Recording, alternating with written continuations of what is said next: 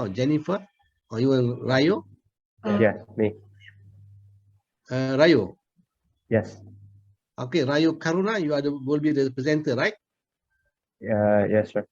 Okay, thank you, Rayo. Okay, you have 10 minutes for the presentation, and we allocate another 5 minutes for question answer. Please proceed with the presentation. Okay, thank you for the opportunity. Can you see our slide? Yes, very clear here.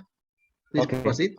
Good afternoon, judges, professor, ladies and gentlemen. Thank you for the opportunity for having us to present our paper. Today, we're going to present our paper about product design and business feasibility analysis of extendable chair. Next. Let us introduce ourselves. Sorry, Rio. Rio, what is your... Okay, your paper ID is 106, huh? Yes. Is it correct? Yeah. Yeah, 106. Yeah, my ID. Okay, thank you. Okay. Let us introduce ourselves. My name is Rio, and my team Sylvia, Robin, and Jennifer. We are from Industrial Engineering Department, Universitas Tarumanegara, and our supervisor that could be seen in this slide. Next. Here's the outline of our presentation. Consists of 8 parts, which begins with introduction, ends with a list of reference. For the introduction, the emergence of COVID-19 has caused harmful impacts on every country all over the world, including Indonesia. As a response to this, one implementation of preventive measure taken by our government is by enforcing the social and physical distancing regulation by prohibiting people sit on chairs that are marked with a cross symbol. However, some people often ignore this regulation.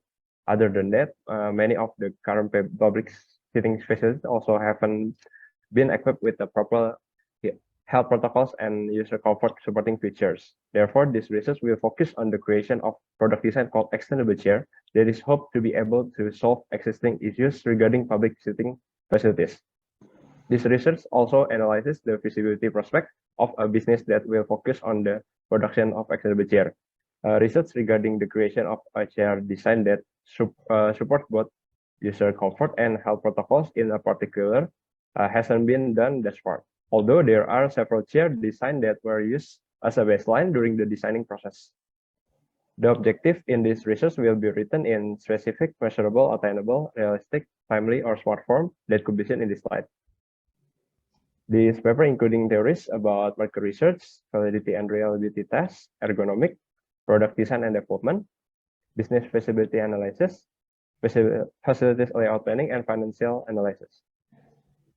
Okay, next up is methods. Next, in the process of planning the extendable chair product design and business activity, there are several steps to take, from conduct a literature study, conduct a market research, until conduct sensitivity analysis and determine the feasibility limit of the business.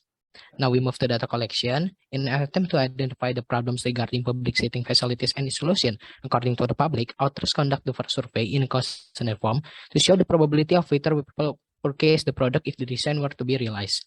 Research show 90.5% out of 137 respondents are willing to use and purchase the product.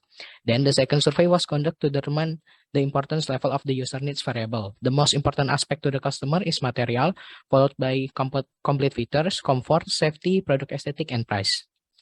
Next are the benchmark. From the figure on the slide, it can be seen that there are existing public seats that are able to extend and have several user comfort supporting features, but they have not implemented enough health protocols features. Therefore, extendable chair is designed by using several of the benchmark design as baseline to form a comfortable and safe public chair by implementing ergonomic principle and health protocols. Next. Then, based on the segmentation, position, and the target market, extendable chair will be marketed in DKI Jakarta. The demand projection is based on the accumulation number of parks, educational institutions, terminals, and shopping centers in DKI Jakarta over the past 5 years. Next. Now we move to result and discussion. Validity and reliability test is carried out using SPSS software with the bivariate Pearson correlation testing technique. The result of this test is to determine whether the data obtained are valid and reliable or not. From the table on the slide, especially on the highlighted rows, it can be seen that the data obtained are valid and reliable. Then the user needs an order of importance level was analyzed using a Likert scale. Okay, the next is morphology concept. In this section, several alternative options are presented and will be combined into a product concept, forming several product design concepts from the different combination of available alternatives. The morphology of the extendable chair product design concept can be seen in table on the left side. Based on the morphology concept, 6 main concepts will then be further selected according to each selection criteria. resulting in 3 selected concepts that can be seen in figure on the right side. The next is concept screening and assessment process that is done by assigning a weighting value to each criterion for each concept option. The final concept for the extendable chair is concept number 3 because it has the biggest total value. Next, product detail and project specification. The chosen concept of an extendable chair is designed to be able to be pulled as far as 50 centimeters from the initial position. The chair frame is made using hollow iron, and this chair is equipped with connected backrest and seat made using mahogany wood. This chair concept is also equipped with a rectangular armrest where the handle is made of iron and the seat is made of wood, a partition screen made of acrylic, and a basket made of stainless steel. In designing the extendable chair, the size of extendable chair is determined based on a combination of 95% and 5% percentiles, so it is expected to be used comfortably by most people. The detailed specification of the extendable chair product components can be seen in table and figure below. Next, forecasting. The quadratic regression method has the smallest error value. Therefore, the quadratic regression method is used to forecast. It is assumed that the market share of extendable chair is 20%. The assumption is taken into consideration that the extendable chair is a new product that hasn't yet been known by the general public. This assumption is also taken by considering the production capacity and initial capital of the company so that there is no case of overproduction. The results of the forecasting demand for extendable chair and the market share can be seen in table below.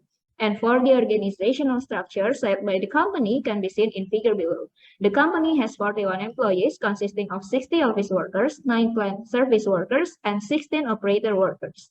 The next is systematic layout planning. The first step in designing the company's layout is to create a multi-product process chart that can be seen in figure below.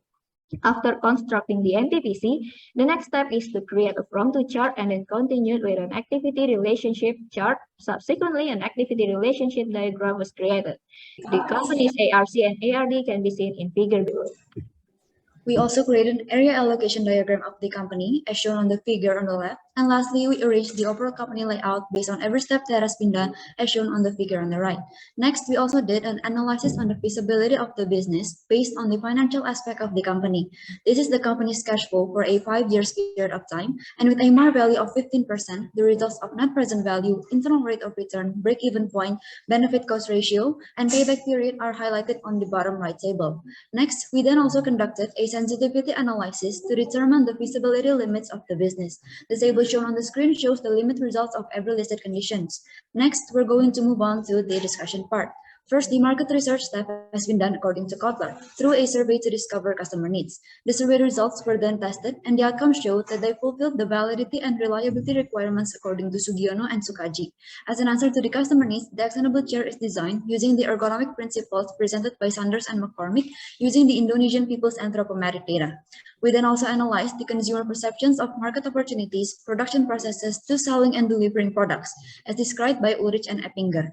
Next, we designed the facility layout in accordance to ARIF, and this is done while also considering various production supporting factors as described by Sugiono. The layout design is done using the SLP method according to Witnyo Subroto, and we then conducted a business feasibility analysis to determine the viability of the business as stated by Isan et al. And this is done by conducting a financial analysis as presented by Kasmir and Jafar.